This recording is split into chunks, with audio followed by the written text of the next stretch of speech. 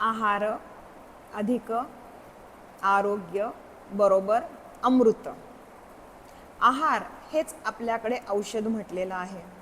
मग जर का मी हे औषध योग्य वेळेला घेतलं तर ह्याचे अमृततुल्य परिणाम मला मिळाल्याशिवाय राहणार नाहीत.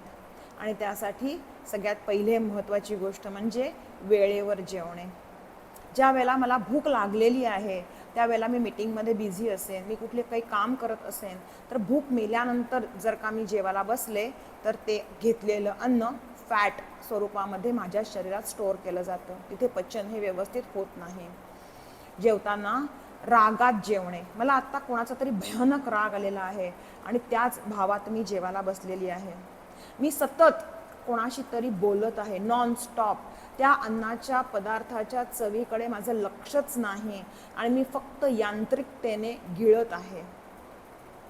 तुलना करत जेवत आहे का? नाही, माझ्या आईचा तो पदार्थ खूप छान होतो, नाही मला ती इंदोरची कचोरीच जास्त आवडते, इथलं काही छान नाही आहे, आणि एकीकडे तेच खात आहे.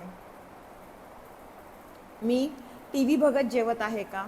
माझ्यासमोर अतिशय सुग्रास भोजन आहे, पण टी व्हीच्या सिरियलमध्ये कुठला तरी नकारात्मक प्रसंग चालू आहे आणि त्यामुळेच माझं चित्त अस्थिर आहे. मी कोणाच्या तरी आठवणीत जेवत आहे का? ती व्यक्ती अस्तित्वात आहे किंवा ती व्यक्ती अस्तित्वात नाही आणि आत्ता तुझ्या आवडतीचा पदार्थ मी खात आहे आणि म्हणून तुझी आठवण फार येत आहे. ज्या वेळेला आपण अशा पद्धतीमध्ये आहार घेतो तर त्यावेळेला तोच आहार हा रोगाला कारणीभूत ठरतो आणि त्याच्यामधून एनर्जी न मिळता अजूनच आपल्याला हेवीपणा जाणवायला लागतो.